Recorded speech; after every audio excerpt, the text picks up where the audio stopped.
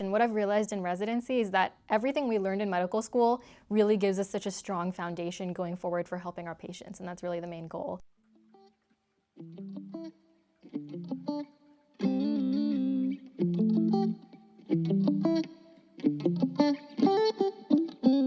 Hi, my name is Varsha Swamy. I am a second-year resident physician, and I'm a member of the inaugural class of CHSU. One of the big ways CHSU supported me in my medical education was setting up really great clinical rotations for me. Felt like I had a very solid foundation coming in from our classes like TDP and TPP. The other way that I think CHSU supported me was just really being the building block for finding a really great support system here. As part of the inaugural class, I think it's been amazing seeing CHSU grow and meeting all these current students. Some of them have now become residents at my program from the class below mine, and I think it's really great that we have this community now in each other. I'm currently an internal medicine resident physician at Sutter Health. The transition to residency is definitely a big one. It's a big jump in responsibility. I feel fulfilled and grateful every day to be in a position where, we really get to help people who are going through really difficult things. That's a very unique position to be in. I have really found my passion to be hospital medicine, to be a hospitalist. And in terms of where I'll practice, I'll see where life takes me, but I'm definitely not opposed to coming back here to the Central Valley.